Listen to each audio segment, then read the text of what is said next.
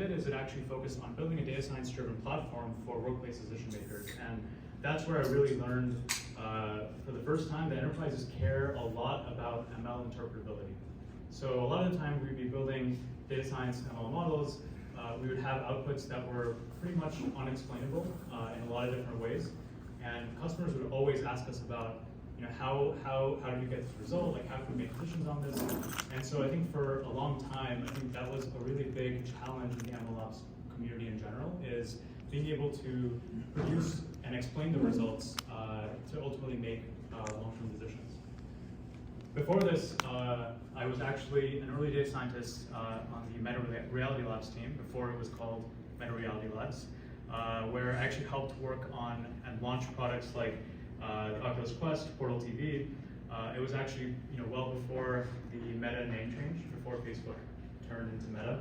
And I actually worked on a lot of very early cool stuff around causal inference.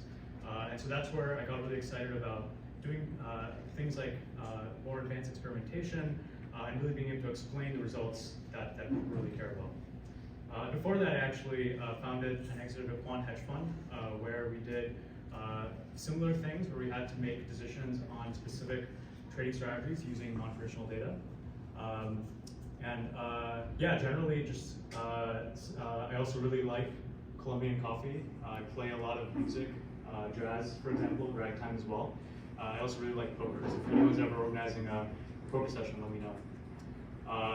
And fun fact is I've actually never eaten a banana in my life. Ooh. So I'll leave it at that. So yeah, so a fun example of, I think the first time I really thought a lot about evaluation interpretability was probably around 6 years ago when I first started building this hedge fund. And one of the things that we actually did to get alpha over other funds was flying drones over oil facilities. So what we actually realized was that there's a city called Cushing in Oklahoma that has 20% of the crude oil storage in the US. And the Energy Information Administration actually releases weekly estimates of this oil supply. And so what we found was that there was a lot of volatility right before and after. So we thought, what if we could fly drones over oil facilities in this specific area to try to predict where the crude oil markets were going? And so it was a really fun problem, but it was definitely a very noisy and a very unscalable problem. And that's kind of when I realized it's pretty hard to do and build strategies where you need to understand why certain decisions or certain results are being produced by your model if you have just very challenging underlying data problems. In this case, it was just very unscalable to collect image and video data sets over time. We also had to work with an exclusive drone operator that charged us a lot of money. But it was much better than what, for example, a lot of the other funds were doing at the time, where, for example, they might have sent some of their analysts directly to Oklahoma to talk to oil operators and understand what was going on. So yeah, so interestingly enough, back when I was in the quant research space, I would say, quant funds in general definitely did push the data science space forward. As an example, AQR actually created pandas in 2008. But I decided I wanted to get back into building product and getting something into the hands of people that can be a pretty valuable problem solved. So that's when I decided I wanted to work on some cooler products like the Oculus. So let's actually start with a pretty funny example. We've all seen some crazy things ChatGPT can do. We've also seen some crazy things that we don't want ChatGPT to do. And that's really what sparked my interest in LLM evaluation. And so, an example of a failure case, which I thought was pretty crazy, was something I saw a month ago, where basically there were some people on Reddit that found very specific tokens that if they had included it in the prompt to ChatGPT, it would produce something just completely unrelated to the prompt. And what they actually found was that these specific tokens were Reddit usernames. So Reddit usernames like Solid Gold Magikarp, which is a Pokemon. There's Reddit usernames like Smart Stocks, The Nitrom Fan, Random Redditor with no. These are all actual handles. And funny enough, just totally random, but these were actually Reddit users who were counting to infinity on a Reddit forum. And so this was specifically the r/counting Reddit forum. And they've been doing this, sounds like for over a decade, one post at a time. And so this was a case that Vice actually produced an article on, and then since then, if you try it now, OpenAI has fixed this. But this is an example of something that how would someone ever catch something like this? And so that's when I realized, okay, this is going to be a really big problem for companies that are using models in production. So then we look at what types of products are out there today. I break it down into a 2x2 matrix. So on the left-hand side you have outputs, right-hand side you have outcomes, and then on the top you have high accuracy, and then on the bottom you have low accuracy. And so I'd say today, I would guess that most of the products that people are building when it comes to generative AI are in this left side of the matrix, where your models can produce, in some cases, very good outputs, in some cases not great outputs, but generally they just tend to be outputs and not outcomes for people or users. And so when you actually look at the right side of the matrix, at the bottom here you have products that are focused more on creative use cases, like Copy AI and Jasper, and those are cases where you don't actually need high accuracy. And so they've done well in finding a niche that makes a lot of sense. But for the rest of the different types of use cases, enterprises are pretty uncomfortable today in terms of trusting the outputs that come out of those models, and they don't really know how to constrain them. And they're figuring it out right now. And then at the very top right, you can see, when it comes to producing outcomes that have high accuracy, we're not really there yet. Maybe we'll get there with GPT-4. Maybe we'll get there with whether it's a better model or just a lot more data or better data. But the issue is that you could still have high accuracy for an outcome, but there's still a long tail problem. So there are just tons of edge cases. For example, the ones that I just mentioned right before the slide around being able to use them in production. So there's two main types of evaluation. So if you follow NLP, you probably know about the difference between intrinsic and extrinsic evaluation. So intrinsic evaluation is the idea that you want to be able to understand how well the model does what it's supposed to do. And so in this case, it's being able to identify probabilities. And then extrinsic evaluation is more around how does the model do against particular tasks. So for example, around summarization, autocomplete, and so on. And so intrinsic is important because when you're actually training large models end to end, it's really expensive. And so that's why you don't see 1,000 companies building foundation models, and rather you see 5 to 10 because it's incredibly expensive and requires a lot of compute. And on the other hand, extrinsic evaluation is pretty important because ultimately you want to make sure it actually accomplishes your product use case. So we can talk quickly about what some of the basic metrics are, especially between intrinsic and extrinsic. And so intrinsic metrics are, for example, one of the main ones is perplexity, which is pretty much just an uncertainty measure, and it really just tells you about how well a probability model actually predicts a sample. And one of the cons about using this predominantly is the fact that it mainly just focuses on the model's confidence and not really its accuracy. And it's also pretty hard to compare across different use cases or different data sets. And so a big component of complexity is actually cross-entropy. And cross-entropy is focused on understanding and measuring the closeness between two distributions. And so this is usually more practical than the regular entropy metric, which you might know about, just mainly because the regular entropy metric usually makes a lot of assumptions. For example, understanding the true distribution of language. Some other intrinsic metrics are Blue and Rouge, and both Blue actually measures position, Rouge actually measures recall. Self-Blue in particular actually is a variant of Blue and actually scores the diversity of the generated data.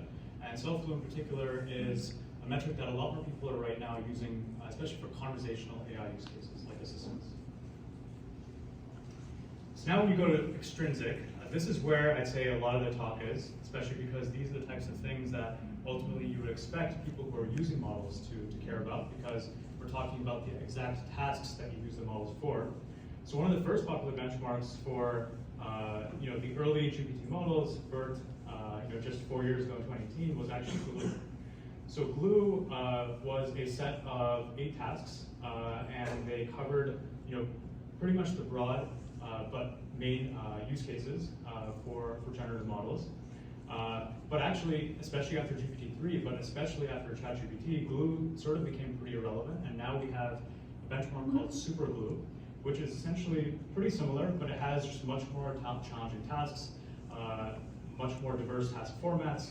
It actually has human baselines you can compare the model against, and even has a public leaderboard for models. Glue is actually, and super glue are both research benchmarks. So a lot of researchers are using it to evaluate a lot of the models that are being produced by companies, but also at universities. So in the same way, there is a more recent benchmark produced by Stanford called the Helm benchmark. And the Helm benchmark was actually evaluated against 36 language models. And they actually produced evaluation against 42 scenarios that they created themselves. So this is really the main difference between Helm and Superglue, is that they tried to get closer to actually solving specific use cases. And they also it was just much more comprehensive. So they covered 57 metrics, they covered all the different types of axes, and pretty much more recently what we found is that ChatGPT across the board predominantly has outperformed all the other models, and a lot of people attribute that to a technique called RLHF, which I'll get into later. Anthropic's models have generally come in second, and then more recently Facebook released a model called Llama, I think it was last week, and I believe it has yet to be publicly evaluated against Helm, so we'll see how that goes.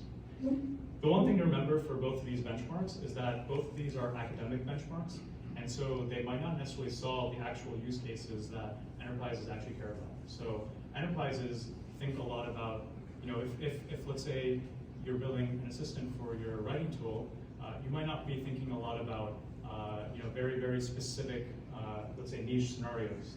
Maybe you're building a product that is very different from answering a history topic question that your model could do in the real world, but doesn't necessarily need to do for your use case. So yeah, so for the Helm benchmark, they have a bunch of different scenarios and examples, like I mentioned. But I think we can get to what actually leads to better outcomes. So you're probably wondering, how do enterprises actually get better? So if they figure out that a prompt that they've written produces a specific output, what are the different ways that they can iterate on it to produce better outputs for their use cases? So one way to do that is to actually pre-train on domain data itself. So for example, if you're training an assistant that answers questions around legal cases, you could pre-train on hundreds of thousands of legal documents. The big thing for that is like I said before, it's really expensive to actually train an entire model like this, which is why companies are now relying on OpenAI to do some of this legwork for them. The second way to do this is you can actually fine-tune on supervised tasks. So that means that you could have a smaller, more specific data set that you can use to be able to get more relevant results. The one thing to keep in mind is that obviously this is a lot cheaper than training your own model, but it's still more expensive than just using an OpenAI model out of the box. So to be more specific, it was 6 times the price to fine-tune GPT-3 than it was to use GPT-3 itself. The third way to do this is actually with using reinforcement learning. So this is something that is a really active area of research right now. And there's 2 ways that people are talking about this. One is RLHF, and the other is RLAIF. So RLHF is where you actually have humans in the loop, human annotators, who are actually ranking model responses to ultimately get the model to become more usable, i.e. actually respond to instructions a lot better. RLAIF is a very similar concept, but instead of using humans, it actually uses AI in the loop. So it uses AI-assisted feedback to be able to produce a model that responds to instructions better. RLAIF was actually a much more recent technique. I would say RLHF, even though it's even though a lot of people are talking about right now, it's been a method that's been around for 3 to 4 years. So I think originally OpenAI published something that used RLHF in 2019, but they only really started to call it that more recently. So it started to become popular after it became a buzzword. RLAIF, on the other hand, was something that Anthropic just recently used to be able to train or fine-tune their new model called Cloud. And this is something that they started to work on or published in December. And then the fourth way, which is the way that you see a lot of startups doing this today, is they actually include a lot of additional context in their prompts to be able to get more specific results. So I'd say one of the biggest problems right now, especially in my opinion, when it comes to making iterative improvements on models, is the lack of high quality data. And so I would say just across the MLOps space in general, this has been a massive problem for any company you ask. And I'd say it's really the #1 bottleneck to foundation model improvements. There was actually a paper that was published a few months ago that showed that high quality language training data is estimated to run out by 2026. And so I think that's a pretty scary thing, because if we do ultimately run out of very high quality training data, what do you think is going to happen? We might be at that point training models that are based on AI generated data, which is a very dangerous thing. And so this is something that I think not a lot of people are really talking about yet. But I think if anyone is thinking about building startups in the space, I think trying to figure out how we can build methods to produce high quality data are super important. And so I think spaces like synthetic data are just going to continue to get bigger. So one way to also solve this problem is to be able to do this more open source. So the former head of research at Hugging Face, Dao Gilroy, who actually was also at Facebook at the same time that I was, worked on this paper where they talked about Dynabench. So Dynabench is actually an open source platform where anyone in the world could go ahead and create examples that can be used to ultimately create better language models. And they could also submit models, and they could evaluate those models against those data examples that were created. And so here's an example of model leaderboard. You can see different types of metrics that were used to evaluate each of these different models. I'd say the biggest drawback to this is when you do things in this way, especially with an open source community, it's really hard to manage the quality controls. And so if you can't really manage the quality, you don't really get better results because the underlying data isn't good. So there's a company that really started to focus on this a lot more, both Surge and Scale. But Surge in particular has done a great job of being able to be the de facto product for human evaluation for all things related to LLMs. So human evaluation for fine-tuning and RLHF, and they've done really well in the market. They've been able to sell to universities, foundation model companies, and so on. And Scale has also done a great job. And so both of these companies are actually human labeling companies that other companies use to be able to produce human evaluation on the models that they're building, or the models that they're building on top of. So now we can get to some of the fun parts around how companies today are using language models. I think we've almost every day been seeing companies that are rolling out new things. And so I'll talk about it from different themes. So what I've been seeing in different ways is, for example, you see companies that are thinking a lot more about prioritizing easier tasks before more difficult tasks.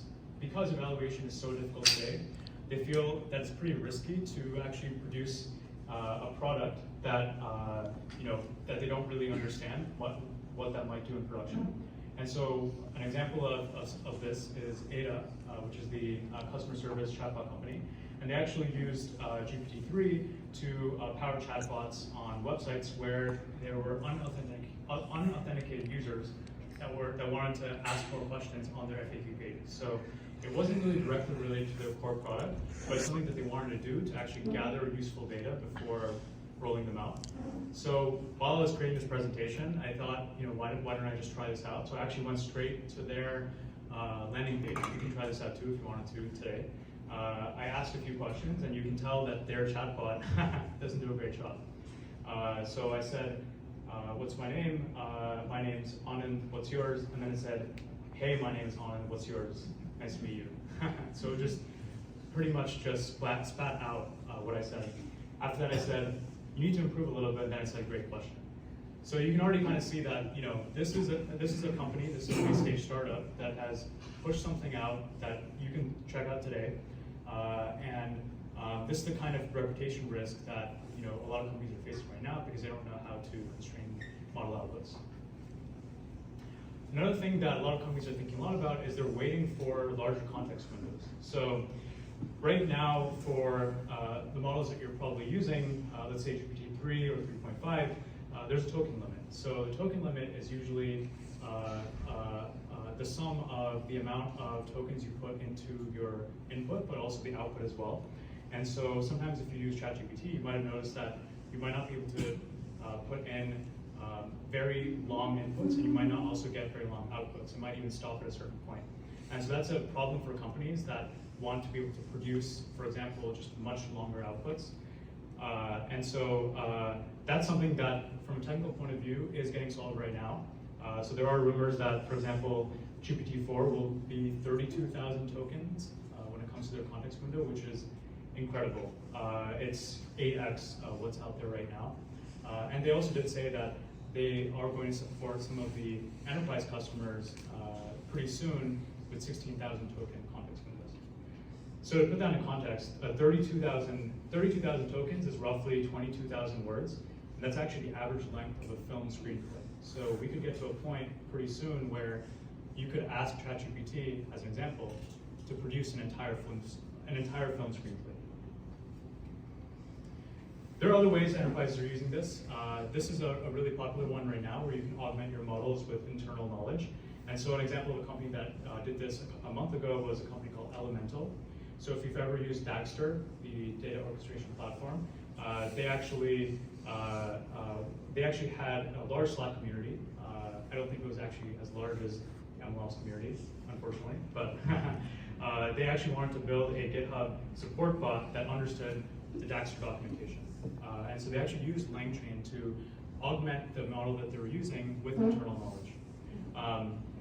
Funny enough, Slack actually just announced a ChatGPT for Slack product 2 days ago, so it might actually, it might not make sense for Elemental to keep working on their GitHub support bot now.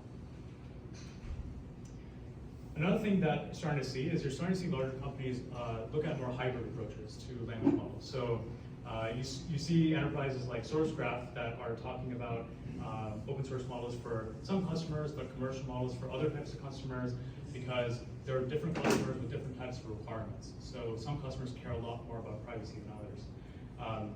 I'd say on the whole, commercial models like OpenAI, like I said before, completely outperform open source models, but they are quickly catching up. And I would classify it as horizontal versus vertical. So you might be, as an enterprise, thinking about, should I use OpenAI or Anthropic or Cohere? Or vertically, you might be thinking about, should I use GPT-2, GPT-3, or 3.5? Normally, you would care about the vertical approach because normally older models would be cheaper. But obviously, as you might have seen, GPT 3.5 was 10x cheaper than GPT-3.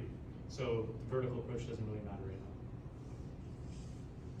now. Another thing, like I mentioned before, is companies are thinking a lot about trust and safety layers. And so you start to see companies like Canva working on word blacklisting and fine-tuning to make sure that their models don't do what they don't want. And this is what they did with their Magic Write feature that they launched a while back. And finally, we can get into a couple things I think are really exciting just around AI research. So one piece that I'm really excited about is retrieval augmented generation models. It's not something that people have really talked about yet, but the way that I think about this is a lot of the classic models you see in NLP are seek-to-seek models. So it's you start with an input sequence, you get an output sequence.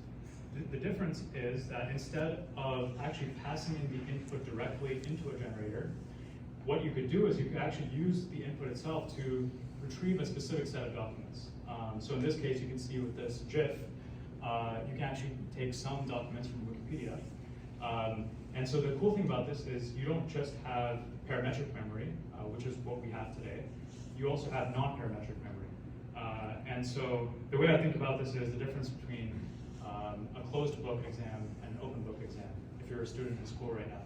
So with an open book exam, you not only get to use your brain, but you also get to have access to additional sources that can help you solve the problems or the tasks in your exam. So this is really exciting just because I think it's a great way to make evaluation a lot better. And I would say that right now, as I mentioned before, retraining is super expensive. And so researchers aren't able to move as quickly as large companies. But this removes a lot of the training overhead because now you don't need to use the same set of documents to train an entire model, but instead you could do it while you're crafting your inputs. And it also makes interpretability a lot easier as well. Finally, and this is something that I'm really excited about personally as well, is AI evaluation. And so there's a problem in research called scalable oversight, which is the idea that it's the problem that how can humans still supervise systems that completely outperform humans? And that's an important problem because long term you want to make sure that AI does align with human values. And so there's some very early research on this, which suggests that human AI collaboration actually does a lot better on very simple tasks than human only or AI only. And so this in particular is something that I'm actually exploring and working on something right now. So if this is something that's interesting to you, whether from an enterprise point of view or even just from a technical point of view, definitely let me know. So yeah, that actually is just the end of my presentation. Yeah, thank you.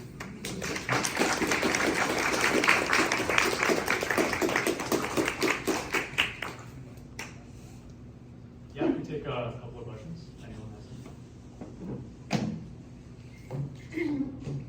How do you evaluate the output? Because the matrix is just for static data, but for real-time data, the metric won't work. So do you have a system instead of the metric to evaluate the prediction of the model?